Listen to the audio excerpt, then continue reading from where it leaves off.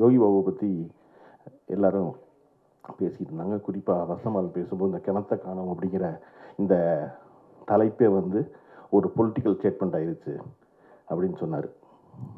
வடிவேலு பேசின எல்லா வசனங்களும் தமிழ்நாட்டில் இன்றைக்கி ஒரு பொலிட்டிக்கல் ஸ்டேட்மெண்ட். வடிவேலுங்கிற ஒரு மனிதன் இல்லாமல் இன்றைக்கி தமிழ்நாடு விடிவதில்லை, தமிழ்நாடு முடிவதில்லை. எல்லாரும் ஏதாவது ஒரு வகையில், அது கோயம்புத்தூர்காரரோ விழுப்புரத்துக்காரரோ கன்னியாகுமரிக்காரரோ அவ்வளோ பேரும் வடிவேலுடைய மதுரை ஸ்லாங்கில் சொல்லவே இல்லை அப்படின்னு சொல்லாத நாளே கிடையாது. வடிவேலுடைய செய்தி எல்லாமே ஏன் பொலிட்டிக்கல் ஸ்டேட்மெண்ட் ஆகுது? வடிவேலு சொன்ன 2 வரி பூரா அப்படின்னா நீங்கள் பார்த்தீங்கன்னா, சூரிய நாராயணன் அவர்கள் எழுதிய நோய்களின்றி வாழ முடியாதாங்கிற ஒரு புத்தகம் படிச்சுக்கிட்டு இருந்தேன். அவர் நினச்சிருந்தார், அவர் டைட்டீஷியன், அவர் நினச்சிருந்தார். அந்த புத்தகத்தில் வந்து டொமேட்டோ எஃபெக்ட் அப்படின்னு ஒரு வார்த்தை இருக்குது மருத்துவ உலகில். டொமேட்டோ எஃபெக்ட்ங்கிறது என்ன அப்படின்னா, அது மெடிக்கல் ஜர்னல்கள் எல்லாவற்றிலும் பயன்படுத்தப்படுற வார்த்தை. அதனால நம்மளை போல அவர்களுக்கு அந்த வார்த்தையினுடைய புழக்கம் தெரியாது, சொல்லாட்சி தெரியாது. எதுக்கு டொமேட்டோ எஃபெக்ட்னு மருத்துவ உலகம் சொல்லுது அப்படின்னா, நேரடியாக நிரூபிக்கப்பட்ட ஒன்றை ஒப்புக்கொள்ள மறுப்பது. இதுதான் விஞ்ஞானம், இதுதான் அறிவியல், இதுதான் நடந்திருக்கு அப்படின்னு எல்லா ஆதாரமும் இருந்தாலும் ஒத்துக்க மாட்டான். ஒத்துக்கலைன்னா அதுக்கு பேர் டொமேட்டோ எஃபெக்ட்னு பேர். அது 86 அமெரிக்காவில் முழுமையாக தக்காளியால் தான் எல்லா நோயும் பரவுதுன்னு வட அமெரிக்கா நம்புச்சு. இல்லைன்னு மருத்துவ ரீதியாக நிரூபித்தாங்க. நிரூபித்த பிறகும் வட அமெரிக்காவில் இல்லை தக்காளி தான் காரணம்னு நான் நம்பிக்கிட்டே இருந்தேன். அதனால அதுக்கு பேர் டொமேட்டோ எஃபெக்ட். உறுதியாக நடக்கும் ஒன்று, உறுதியாக இருக்கும் ஒன்று, உறுதியான அறிவியல் ஒன்று, அதை ஒப்புக்கொள்ளாததுக்கு பேர் டொமேட்டோ எஃபெக்ட். அது எனக்கு இன்றைக்கி தெரியுது ஒரு டைட்டீஷியன் புத்தகம் படிக்கும்போது. ஆனால் வடிவேலுக்கு எப்போ தெரிஞ்சிருக்கு அப்படின்னா, எனக்கு வந்தால் ரத்தம், உனக்கு வந்தால் தக்காளி சட்னியாங்கிறது இருக்கு இல்லையா, அதுதான் டொமேட்டோ எஃபெக்ட். இல்லைனா நேரடியாக ரத்தம் வருது, தக்காளி சட்னியாங்கிற அப்படிங்கிறது வந்து டொமேட்டோ எஃபெக்ட். நேரடியாக ரத்தம் இருக்குது, ஆனால் நீங்கள் தக்காளி சட்னிம்பியா அப்படின்னு. அப்போ ஒரு நகைச்சுவை நடிகன் என்பவன் சொல்லுகின்ற ஒரு வார்த்தை ஒரு அரசியல் செய்தியாக மாற முடியும் அப்படின்னா, நகைச்சுவை நடிகர்களை தமிழ்நாடு அவ்வளவு சிறந்தவர்களை வைத்திருந்திருக்கிறது. அந்த வரிசையில் இன்னைக்கு யோகி பாபு இடம்பெறணும் தான் எல்லாரும் வாழ்த்துறோம். ஆனால் நிவாஸ் பிரசன்னாவும் யோகி பாபுவும் எல்லாவற்றையும் அவர்களுடைய வாழ்நாளில் அறிந்து கொள்ள முடியாது. என் வாழ்நாள் அறிஞ்சிட்டோம் எல்லாத்தையும். எவனோ இருந்திருக்கான், யாரோ ஒருத்தன் நடத்தியிருக்கான், அவன் சொன்னதை தான் தெரிஞ்சுக்கிறோம் இல்லையா?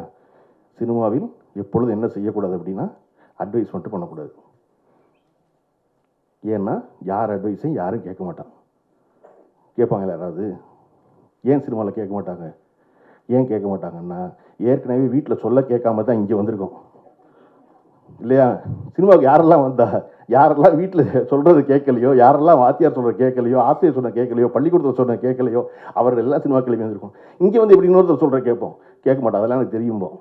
அப்போ இங்கே என்ன செய்யணும்? பகிர்ந்துக்கணும் எல்லாத்தையும். எனக்கு தெரிந்த ஒன்றை இன்னொருத்தருக்கு சொல்லணும், இன்னொரு தெரிஞ்ச உடனே எனக்கு சொல்லணும். நம்ம கவுண்டமணி இன்றைக்கி வரை ஏன் கொண்டாடுறோம் இல்லையா? ஏன் கொண்டாடுறோம் அப்படின்னா, கவுண்டமணி வி சேகர் அவர்களுக்கு 5 லட்ச ரூபாய்க்கு சம்பளத்தில் படம் பண்ணுவார். படம் பண்ணும் பொழுது கூடவே வந்து ஒரு பெரிய ஹீரோடைய படம் கேட்பாங்க. கேட்கும்போது கவுண்டமணி எந்த கவலையும் இல்லாமல் 25 லட்ச ரூபா சம்பளம் சொல்லுவார். அந்த பெரிய கம்பெனி தவிச்சிரும்.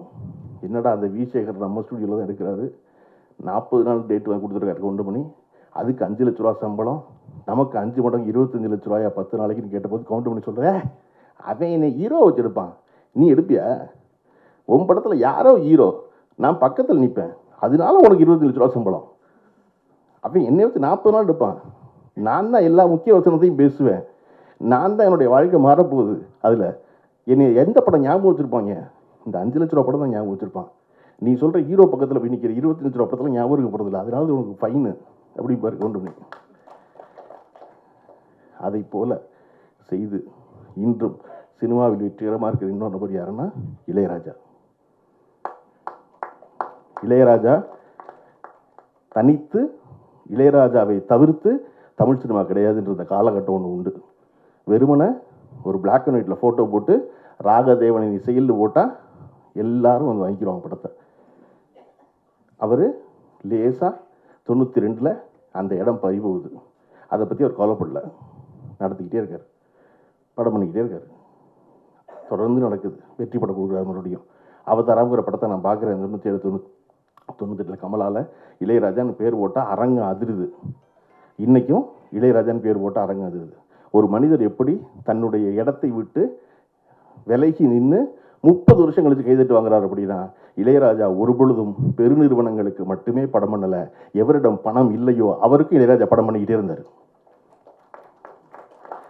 இளையராஜா உச்சத்தில் இருக்கும் பொழுது வாங்குற சம்பளம் குருவிக்கரப்ப சண்முகத்துக்கு அந்த சம்பளம் கிடையாது. குருவிக்கரப்ப சண்முகம் படம் வந்தார், மாப்பிள்ளை மனசு பூ போலாம் படம் எடுக்கிறாரு. குருவிக்கரப்ப சண்முகோட படம் இல்லைன்னு தெரியும். பாண்டியராஜன் தேதி கொடுக்குறாரு. இளையராஜா சொல்கிறார் அப்புறம் பார்த்துக்கலாம் பணம்ங்கிறார். அன்னைக்கு இளையராஜா உச்ச சம்பளம் பெற்றுக்கொண்டிருந்த ஒருத்தர்.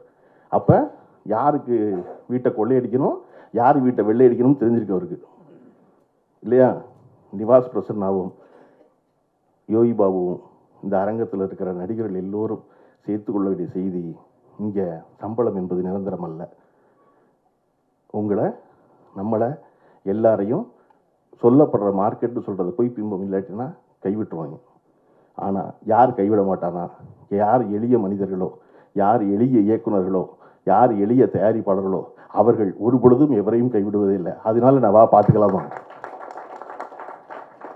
பாலைவனச்சோலைன்னு படம் வந்து 45 வருஷம் ஆச்சு. நான் ஒரு இடத்துல பேசும்போது அந்த படத்தினுடைய தயாரிப்பாளர் வடிவேல் அவர்களை பாராட்டி பேசுகிறேன். எழுதினேன் குமுகத்தில் ஒரு தடவை, வடிவேல் அவர்கள் இவ்வளோ சிறந்த ஒரு படம் பண்ணவர் அப்படின்னு. 2 நாள் கழிச்சு அந்த வடிவேலுடைய வயசு 82, என்னுடைய அலுவலகம் தேடி வந்துட்டார். எனக்கு ஆச்சரியமாக இருந்துச்சு. பாலைவனச்சோலை படத்தினுடைய தயாரிப்பாளர் நம்ம அலுவலகத்துக்கு வந்துடுவாரான்னு. அவர் சொன்னார், இல்லை தம்பி, இத்தனை வருஷம் கழிச்சு என்னை ஞாபகம் வச்சுருந்து ஒருத்தர் சொல்கிறீங்கல்ல, உங்களை நான் பார்த்து நன்றி சொல்லணும்ல, அதுக்காக வந்தேன்னு. நான் நினச்சேன் அந்த படம் ஏன் வென்றது அப்படின்னா வடிவேலுடைய இந்த குணத்துக்காக தான் 40 வருஷத்துக்கு முன்னாடி இந்த பாலைவனச்சோலை வென்றது நான் நினச்சேன். இப்போ தொடர்ச்சியாக நம்ம பெரிய படம் சின்ன படம் எல்லாமே இருக்குது ஒரு ருசியில் இருக்கும் பொழுது அது எல்லாவற்றுக்கும் அதற்கு தகுந்தாற்போல் செய்ய வேண்டியது. அதை தான் சரி. அப்படி யோகி பாபுவும் நடந்துக்கிறாரு, நிவாஸ் பிரசனமும் நடந்துக்கிறாரு என்று அவர்களோடு பணியாற்றிய எல்லோரும் சொல்வதற்கில்ல, அது மேலும் பாராட்டுக்குரியது. அது நான் சொல்ல முடியாது, ஏற்கனவே இருந்தவங்க ஆமாம் ஆமாம் அப்படின்னு ஒரு சொல்கிற போது பெரும் பாராட்டுக்குரியது. இந்த விஷயங்கள் இப்படி இந்த படம் வருவதற்கு முன்னாடியே ஒரு ஓடிடி பிளாட்ஃபார்ம் பேர் போட்டு வர்றது தமிழ் சினிமாவில் அரிதினும் அரிதான காரியம். இன்னைக்கு யாரும் எதையும் வாங்குறது இல்லை இல்லையா? அப்படி ஜியோ ஹாட்ஸ்டார் இருந்து இந்த படத்தை ஆதரித்து இந்த படத்தை வாங்கி ஒரு ஓடிடி பிளாட்ஃபார்ம் பேரோட ஒரு சின்ன படம் வருதுங்கிறது ரொம்ப நாள் கழித்து நடக்குது. இப்படி என்னன்னா ஓடிடியில் என்ன முடிவு பண்ணிட்டாங்க அப்படின்னா, நாங்கள் ஏமாறுவோம், ஆனால் பெருசாக தான் ஏமாறுவோம். நாங்கள் மொத்தமாக போய் ஒரு படத்தில் கதாநாயகன் படத்தில் 40 கோடி ரூபாய் இழக்க தயாராக இருப்போம். ஆனால் 4 கோடி ரூபாய்க்கு வாங்கி 1 கோடி ரூபாய் இழக்க தயாராக இருக்க மாட்டுறாங்க. நாங்கள் பெரிய படத்தில் தான் ஏமாறுவோம் அப்படின்னு முடிவு பண்ணியிருக்கவங்க. அதனால நான் சொல்கிறது என்ன நினைப்பேன், ஒன்றும் பிரச்சனை இல்லை. நம்ம தேவர்மன் சிவாஜி மாதிரி என்ன நினச்சிக்கிறோம்னா, இந்த சிஇஓ மாறிடுவார், அடுத்த ஒருத்தன் வருவான், அப்புறம் வருவான், மெதுவாக தான் வருவான், அவசரமாக வரமாட்டான். என்னோட சௌரியம் என்னென்னா, நான் அரசியலில் இருக்கேன்னு நினைக்கிறனால சினிமாவை பற்றி எது வேணாலும் பேசலாம், சினிமாவில் இருக்கேன்னு நினைக்கிறனால அரசியலை பற்றி எது வேணாலும் பேசலாம். அப்புறம் கொஞ்ச நாள் குழப்பமாக என்ன சொல்லுவாங்க எல்லாரும், நீங்கள் எங்கே இதெல்லாம் போய் பேசுறீங்க அப்படின்னா, அதனாலே கூட நான் வரும் பொழுது இங்கே வந்து யார் நான் இல்லை, அவங்க யாருமே இல்லை. 15 வருஷம் கழிச்சு இதில் அவர் சந்தோஷப்படுவார், இவர் சந்தோஷப்படுவார் பேசி நான் போகிறேன். இங்கே நோக்கம் என்னென்னா, சிறந்த படங்கள் ஓடுவது. தாய்க்கிழவிக்கு வந்து பொம்பளைலாம் கூட்டமாக வர்றாங்கன்னு எல்லாம் சொல்லியிருந்தாங்க. நான் சொன்னேன், எல்லா படத்துக்கும் கூட்டமாக வர தயாராக தான் இருக்காங்க, நம்ம தான் வர்றவன் வந்து கையை பிடிச்சி கடிக்கிறவன் வரமாட்டேங்க சொல்கிறான். தியேட்டருக்குள்ளே வர்ற 300 பேரும் 2 கையவும் தட்டுறதுக்கு தான் கொண்டு வர்றான், தயாராக தான் இருக்கான். அவனை வச்ச கை மேசி தாங்கியிலேருந்து ஹேண்ட்ரஸ்லேருந்து அந்த கையை எடுக்கக்கூடாமல் பார்த்துக்கிறோம். நம்ம அவனும் கொஞ்சம் நேரம் பொறுமையாக பார்க்குறான், 10 நிமிஷம் உனக்கு ஒரு வாய்ப்பு இருக்குன்னு. 10 நிமிஷம் கழிச்சதுக்கப்புறம் நம்ம அவனை சோதித்தோம்னா அவன் மெதுவாக பையில் இருக்க ஃபோன் எடுத்து பார்க்க ஆரம்பிக்கிறான். ஏன்னா அந்த திரையை விட இந்த திரை சுவாரஸ்யமாக இருக்குது இல்லையா? எனக்கு வந்து விஜய் மேடமுடைய 10-15 வருஷம் ஆச்சு நினைக்கிறவங்க மதியான கூட்டம் இன்னும் செவனம்மா ஞாபகத்தில் இருக்குது. எனக்கு முதல்ல அப்படி ஒரு செவனம்மாவை நான் பாரதிராஜா படத்துலேயே பார்க்கல. ஆனால் பாரதிராஜா படம் தான் செவனம்மாவுக்கு அடிப்படை. அங்கேருந்து தான் கிளம்பி வந்து அப்போ அந்த படம் இன்றைக்கி எனக்கு மறக்க முடியாத காரணம், நான் எந்த எண்ணத்தோடையும் போகல, சும்மா ஒரு படம் புது டைரக்டர் பார்க்க போவேன்னு போனது. அந்த செவனம்மா எனக்கு 15 வருஷம் எனக்கு ஞாபகத்தில் இருக்காங்க. அப்படித்தான் ரசிகர்கள் எல்லோருக்கும் சிறந்ததை போற்றுவதற்காக தான் அரங்கத்து வரோம். கிணத்தை காணும் படத்துடைய ட்ரெய்லர் எனக்கு காமிச்சார், ரொம்ப சிறப்பாக இருந்துச்சு.